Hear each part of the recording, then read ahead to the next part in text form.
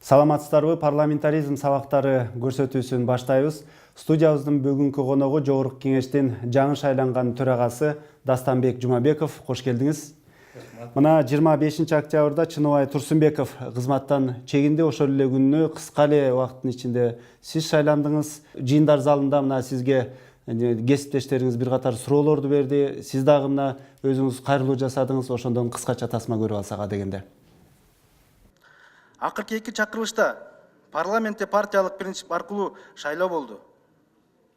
Парламентке элдин ишенимине жеткен күчтүү партиялар келди. 2010 жылдын 7 апрелиндеги элдик революциядан кийин биз бийликтин жаңы системасын түзүү жолу менен бара жатабыз. Парламентте 6 фракция, анын ичинде коалициялык көпчүлүк жана оппозиция иш алып барууда. Жогорку Кеңештин төралыгына ишеним көрсөтсөңүздөр, ишимде саясий көз караштарды оппозиция же позиция деп бөлбөймүн. Мына оппозицияга дагы, бийликтеги партияларга дагы бирдей карайм дедиңиз. Кантип? Биринчиден саламатсыздарбы? Негизи төрагалык жумуш бул ошо Жогорку Кеңештин өзүнүн мыйзамы бар, регламенти. Анан депутаттарга арналган өзүнүн депутаттын статусу боюнча мыйзам бар да, Кыргыз Республикасынын. Анан төраганын иш алып баруу максаты ошол регламентте так көрсөтүлгөн. Кандай иштерди алып барат, эмне кылыш керек, ишти кандай жүргүзүү, баардыгы тартибинде каралган. Негизги максаттардын бири ошо мыйзамда төрагалык кылган төрага бул 119 депутатка баардыгына тегиз караш керек да. Ар кимдин оюн угуш керек, туураны туура деш керек, чектен чыгып бараткандарды токтотуш керек. Ушул негизинде мен айттым, баардык депутаттарга, анын ичинде коалициялык көпчүлүк бар, оппозициялык азчылык бар. Демек, булардын баарына тегиз караганда ушул сөзүмдү айтып кеттим да. Сизди андан сырткары мынакей парламенттеги эң жаш спикер деп медиадан айта баштады. Сиз өзүңүз ошол парламентти жетектеп калам деп күттүңүз беле? Эме негизи бул өзү мыйзамдык ченем. Мыйзам менен ошо төрагалык алмашуу болду. Мага чейинки иштеген урматтуу Чыныбай Акунович өзүнүн арызы менен төрагалыктан баш тартты. Андан кийин биздин Кыргызстан фракциясы жыйын өткөрүп, менин сунушумду көрсөттү. Андан кийин бул сунушту коалициялык көпчүлүктөгү фракциялар жыйынга коюп, мени жалгыз кандидат катары алып чыгышты да, колдоо иретинде. Баардыгы ошол мыйзамдын чегинде болду. Андан калганы ошол Жогорку Кеңештин жалпы шайлоосунда күн тартибине кирип, коюлуп, ошол жерде шайлоо болуп, мен тийиштүү добушту алып чыктым. Ал эми сиз суроо бердиңиз, күттүңүз беле, бул кандай болду деп, ооба, айтып кеттиңиз. Ушул тарыхта болуп атса керек, эң жаш төрагалык кылган мен болуп калдым болуш керек. Анан бул мен эми ооба айтылды мага, бирок кыска мөөнөттө мага сунуш келип түштү. Ошон үчүн мен депутаттардын колдоосуна ээ болдум да. Кыска моментте сунуш түшүп, мен макулдугун бердим. Кечээ мына Азаттык радиосунун ыңгайсыз суроолор теле берүүсүндө коомдук ишмер Улукбек Кочкоров мына сиздин ушул төрага болуп калганыңызга кайрылып айтты. Бул жаш, тажрыйбалуу, сөзсүз түрдө баягы депутаттык ишин мыкты билет, бирок төраганын баягы тажрыйбасы, жаштыгына карап, балким баягы көз каранды болуп калышы ыктымал, өз алдынча чечим чыгарбай калышы ыктымал деген дагы кооптонуулар бар деп айтты да. Буга сиз эмне дер элеңиз? Мен ал Улукбек Кочкоров менен 5-созувда депутат болуп бир партияда иштешкенбиз. Анан эми анын өзүнүн ою чыгар, бирок төрагалык мен башында айтып кеттим, анын милдеттери регламентте так көрсөтүлгөн. Ошол регламент менен иш алып барсак, биз жаңылбайбыз. Ооба, саясий чечимдер болот, ар кандай сунуштар болот, аны убакыт көрсөтөт. Баардыгыбыздын эле ой тилегибиз ушу мамлекетибизде тынччылык болсо экен, өлкөбүз өнүксүн, Кыргызстан мамлекет өнүккөн өлкөлөргө кошулса деген ниет менен бүгүн да жакшы иштер болуп атат.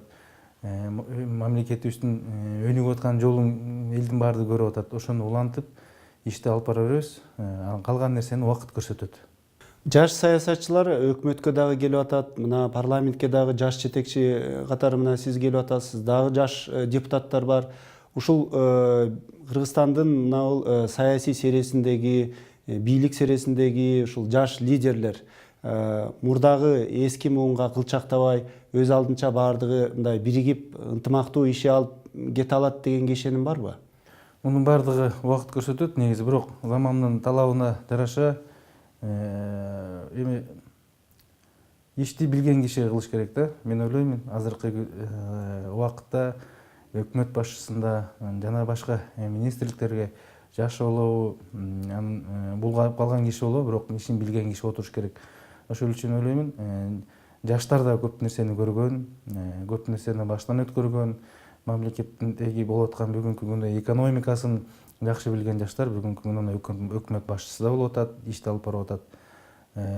Эми урматтуу президентибиз деле Атамбаев Алмазбек Шаршемович деле мынакей жаш саясатчылар, жаш экономисттер бүгүнкү күндө бизге замандын талабына жараша ошолорду алып келип атат да. Анан мен ойлоймун, эң негизгиси адамдын өзүнүн ошо шайланган кайсы кызматта болбосун дээринде болуш керек, иштейм деген. Ошого карата ал өзүн көрсөтөт. Кийинки суроону болсо, сиздин төрагалык орунга атаандашыңыздын сөзүнөн алсак. Ынтымакка чакырып чогуу иштесек, элдин алдында деле аброюбуз бийик болот да. Талаш тартлаш ушул жерде башталат, ушул жерде токтош керек. Сыртка чыкканда биз баарыбыз бирбиз. Эл үчүн ар бир депутат кайсы фракция деп сурабайт. Депутатсың болду деген сөз бар да. Ошону эске алып биз чогуу иштеп, ынтымак менен иштесек жакшы болмок. Дагы бир нерсе айтып кетейин. Мына жакында эле чоң шайлоо болду. Шайлоодо көп уруш талаш болду. Залдын ичинде отургандар, кесиптештер деле бири-бирине тааныштар бар да. Мен ойлоп атам, бүгүнкү күндө жаңы спикер, эгерде ишеним көрсөтсөңүздөр, ушу ынтымакты алып келгенге аракет жасайбыз. Президенттик шайлоо өнөктүк учурунда 3 фракциянын лидерлери мындайча айтканда шайлоого катышып, депутаттар дагы ушул жака тартылып кетти. Анан шайлоо бүткөндөн кийин ошолордун ортосунда кандайдыр бир келишпестик бар деген сөздөр айтылып атат. Мына кечээ күнү эле мына өнүгүү прогресс фракциясынан айрым бир депутаттар чыгарылды деген маалыматтар айтылып атат. Тазабек Икрамов бар анын ичинде. Мына ушул сыяктуу бир карама каршылар, ички фракциялык күрөштөр, ушулардын баардыгын токтотуп, парламентти мындан ары мурдагыдай кайра калыбына келтирип, президенттик шайлоо өнөктүгүнө мурдагы калыбына келтирип, кайра стабилдүү иштетип кетүү үчүн эмне кыласыз? Негизи азыркы убакытта парламент андай орчундуу маселе деле турбайт. Ар бир фракция бар, анын өзүнүн иштөө тартиптери бар фракциянын ичинде. Андан кийин жалпы парламенттин заседаниясында өзүнүн иш алып баруу тартиби бар. Мен эң негизгиси ошол иш алып баруу тартибин мен так, таза, акыйкаттуу кармап бергенге мен иштейм да, парламенттик жалпы заседаниясында. Ал эми ички жанагындай фракциялык маселелер болсо, фракциялар алар өздөрү чечет, алардын өздөрүнүн жоболору бар, ошонун негизинде иш кылыш керек. Анан айтып кеткендей, шайлоо болду. Бул шайлоо эң таза, акыйкат өттү деп мен айтып кете аламын. Эң биринчи жолу биометрикалык негизинде Кыргызстанда биринчи жолу президенттик шайлоо болду. Бир адам бир добуш болду да. Мурункуда болуп квалификация, мурункуда болуп фальсификация дегендер болгон жок. Бир адам бир добуш болду. Чындык таза шайлоо деп мен толук кепилдик бере аламын. Да, мүмкүнчүлүктөр кетти. Ар бир жерде болду, анысында болгон жок. Урналар, балким электрондук урналар жакшы иштебей калды. Бирок алардын баардыгын бүгүнкү күндө Борбор шайлоо комиссиясы эсептеп, ошол жерлерди, туура эмес мыйзам бузулган жерлерди карап жокко чыгарып атат. Анын баардыгыбыз көрүп атабыз. Жалпы негизинен шайлоо таза өттү. Буга мен кепилдик бере аламын. Анан шайлоодо ар кандай эч жерде ушундай жогорку кеңешке болобу, президенттик шайлоо болобу, эч бир мамлекеттерде мындай жөн өтпөйт да. Ар кандай ой пикирлер айтылат, сындар айтылат. туура эмес ошол талапкер болгон кишилердин дарегине туура эмес кылган иштер болсо ошолор чыгат. Бул табигый нерсе. Бул ошондуктан эл ошолордун арасынан эл тазасын тандап алат да. Айтылыш керек да. Аны мурунку кылган кемчиликтери болсо ошо талапкерлер, ал айтылыш керек. Ачыкка чыгыш керек. Ошону анан кийин эл жакшысын жаманын деп тандап алат. Эл ошого өзү баа берет. Мына элдик шайлоодо ушуну айтат да. Ошондуктан мына эл биздин президент болочок президентти тандап, эл өзү чыгарып алды. Мен ойлойм, ошонун баардыгы таза шайлоонун эң негизги кепилдиктеринин бири. Ал эми парламенттеги болгон сиз айтып кеттиңиз, ал фракциялардын ичиндеги маселе, ал фракциялык маселелердин өздөрүнүн жоболору менен бекитилген, алар өздөрү чечишет. Мен аларга киргише албаймын. Мен жалпы ушу жогорку кеңештин аброюн, ошондой эле 120 депутаттын максатын, анан ошондой эле кыргыз мамлекетине жазылган, элине арналып жазылган мыйзамдардын так сактоо, кандай жазылды, ошолордун баардыгын укуктук ченемдик жолдор менен кетип атабы, кеткен жокпу, ошол менен контролдоп турган биздин милдет. Төрагалык. Анан кийин тегиз таза алып барган ишти төрага камсыз кылып бериш керек. Жана өзүңүз айтмакчы, ар бир Кыргызстандагы бир саясий окуялар, айрыкча мына шайлоолордун артында сөзсүз түрдө бул жогорку кеңеш тарайбы же тарабайбы деген уудуу кептер дагы ээрчип жүрөт да. Сөзсүз түрдө бул азыр дагы мына мисалы жогорку кеңеш тарашы ыктымалбы деген мындай бир пикирлер бар да. Негизи ушул жогорку кеңештин 2020-жылга чейин эле тарап кетүү ыктымалдыгы барбы? Мыйзам боюнча айтканда, негизи жогорку кеңеш мыйзам менен таркатуу жолдору бар. Онун 2 жолу бар, ошо мыйзамда каралган. Эгерде ошол жолдор менен жогорку кеңеш өзү макулдук берсе, анда таркап кетиш мүмкүн, ошо мыйзамдар менен. Ал башка жолу жок. Бүгүнкү күндө сөздөр болуп аткан чыгар, бирок анын негизи жок. Мен айтып кетет элем, негизи жок. Жогорку кеңеш бүгүн толук камдуу ишти алып барып атат. Иш жүрүп атат. Дагы бир мына жогорку кеңештин төрагасын шайлоо учурунда бир катар суроолор берилди эле. Алардын бири депутат Карамушкина мына депутаттардын кызматтык унаасы тууралуу сөз козгогон. Или все-таки рассмотреть вопрос, может быть, персонально. И если есть депутаты, которые нуждаются в служебных машинах, значит, как-то все-таки закрепить. У нас есть женщины, которые действительно, вот я знаю, из нашей фракции, передвигаются на встречи, на работу, постоянно на такси. Жогорку кеңештин 6-чакырылышынын депутаттары өзүнүн көптөгөн артыкчылыктарын кыскартуу, анын ичинде мына кызматтык унаадан дагы баш тарткан. Депутаттар ар дайым мурдагы төрагага дагы, азыркыга дагы ар дайым ушул маселени коюп келишет да. Себеби кээ бир депутаттар чындап эле жөө калды, иштөөгө ыңгайсыз болуп калдык. Бул кызматтык унаадан бекер эле баш тартыппыз. Ошол маселеге кайра кайтып келсекпи деген суроолорду сизге да берип атышат, өз ара дагы сүйлөшүп атышат. Бул маселеге кандай карайсыз? Кантип чечилиши керек? Бул маселе мындай да. Жогорку кеңеш өзү мыйзамга өзгөртүү киргизген да, регламентке. Ошондо көпчүлүк добуш менен өткөндө бул ошондо жана бир консультанттардан баш тартуу, помощниктерден, жанагындай автоунаадан баш тартуу деп өздөрүнүн мыйзамды депутаттар кабыл алган да, жокко чыгарган. Эми мындай суроо талаптар болуп атат депутаттардан. Бул бирок туура ушундай көп нааразылыктар болуп атат да. Мен айтып кетет элем, мунун баардыгы азыр депутаттардын өзүнүн колунда. Эгерде ошол мыйзамга дагы өзгөртүү кылып алып келсе, көпчүлүк ошону колдоп берсе, анда жанагындай мамлекеттик унаа алып берилиш керек. Сиз дагы депутат катары мына жеке өзүңүздүн эле унааңыз менен жүрдүңүз да. Сиз жеке өзүңүз кандай деп ойлойсуз? Чынында эле депутат элдин өкүлү болгондон кийин эл катары эле коомдук транспортто жүрүш керекпи же мамлекеттен ошол кызматтык унаа алыш керекпи? Эми мен өзүм үчүн айтып кетсем, жеке депутат катары мага өзүм машина менен, арабам менен жүргөн эле ыңгайлуу болуп калды. Мен көнүп калдым да. Туура, мисалы 5-созывда ар бир депутаттарда болуп калган, аны да колдонгонбуз. Бирок 6-чакырылыштын депутаттары жана мыйзамга өзгөрүү киргизгенден кийин регламентке токтотулган, бирок андан кийин биз үйрөнүп деле калдык. Бирок туура депутаттардын арасында да мисалы мугалим болуп иштеген мурун ошол мугалимдиктен келген же болбосо да башка бир мамлекеттик кызматкер болуп келген депутаттар да бар да. Мына ошолордун сураныштары аркылуу ушул түшүп атат да. Аларда түшүнсөк болот. негизи мен өзүмө суроо бердиңиз. Мен бүгүнкү күндө өзүмдүн унаам менен жүргөнгө деле мага ыңгайлуу да. Ыңгайлуу. Депутат катары айтсам. Андан сырткары мынакей жана жарандардын жогорку кеңешке келген коноктордун дресс-коду тууралуу дагы кесиптешиңиз сөз козгоду. Көрүп алалы. Бизге жарандарды ак үйгө чакырсаң, бул жерде эшикте ГКНБшниктердин адистери отурат да.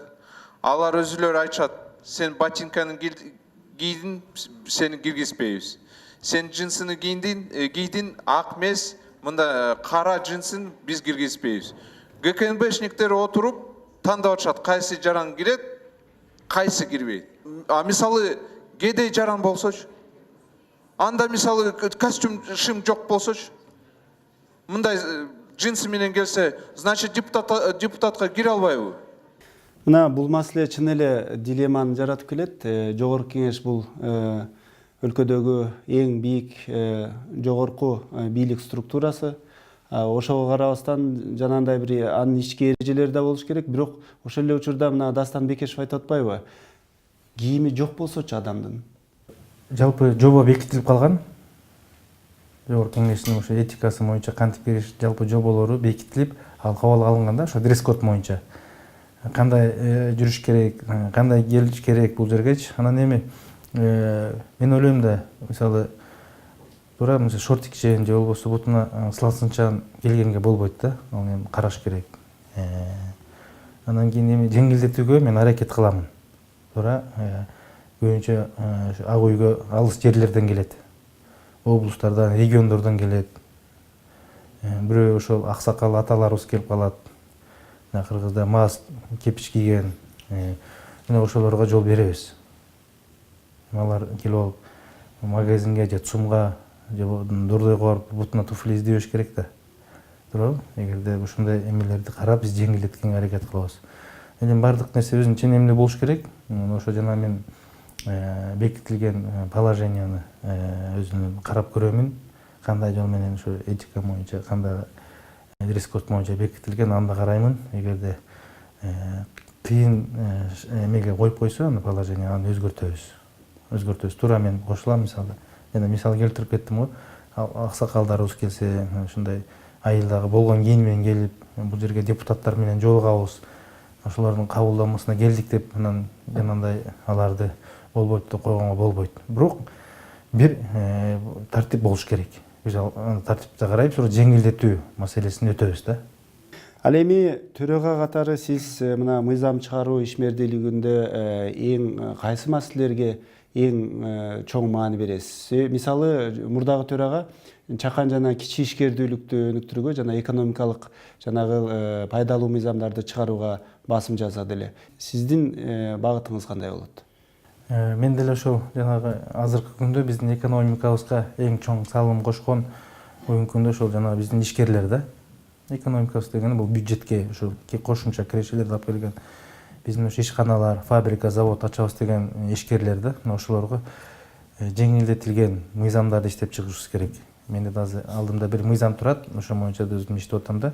Жакында ошо палатага алып чыгабыз ишкерлерди колдоо.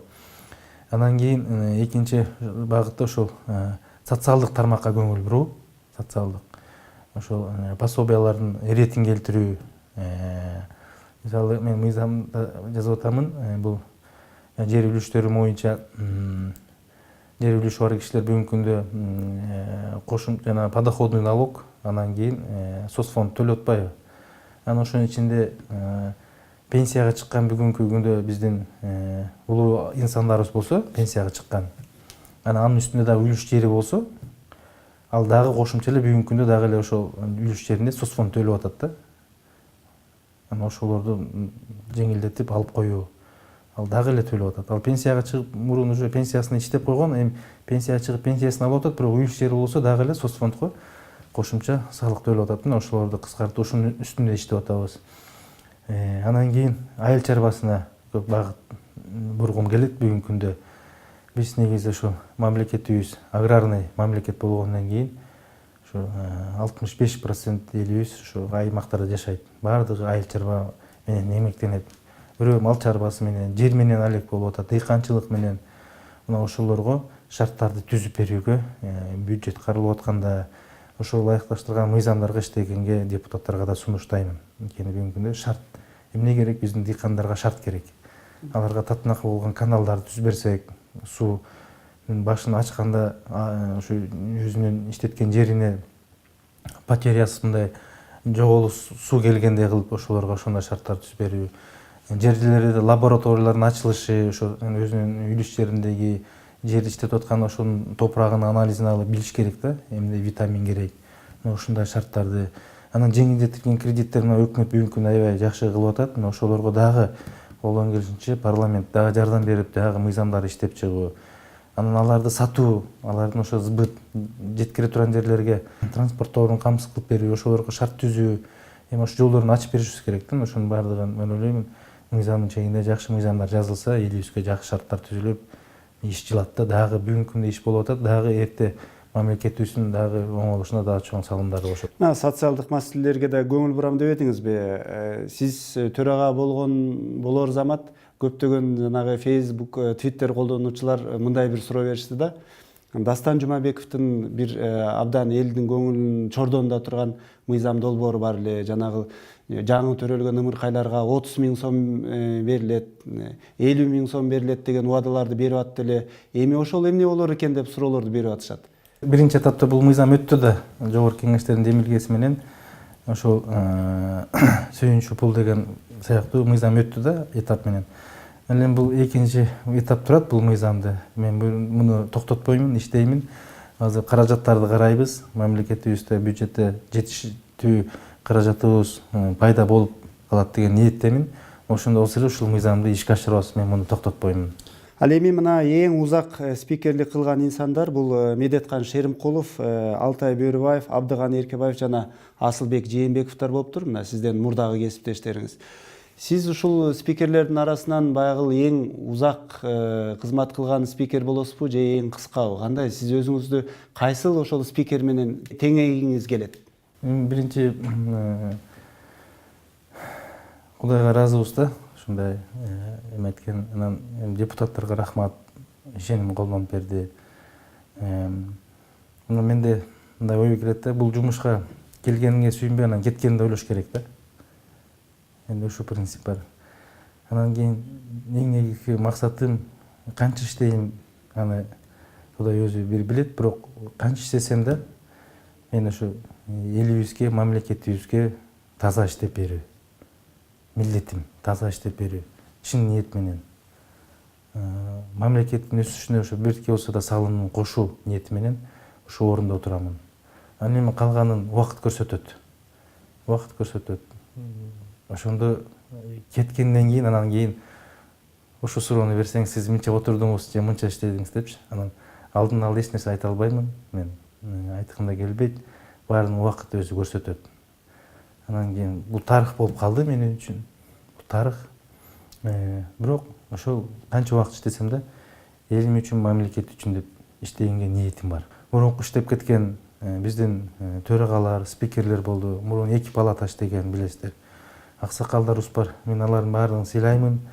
Баардыгы ошол мамлекетибизге өздөрүнүн күчүн арнаган да, күчүн арнаган. Ошол үчүн аларга да ден соолук каалайм. Маегиңизге рахмат. Ушуну менен бүгүнкү көрсөтүүбүз соңуна чыкты. Парламентаризм сабактары талкуубузга жогорку кеңештин жаңы эле шайланган төрагасы Дастанбек Жумабеков катышты. Саламатта калыңыздар.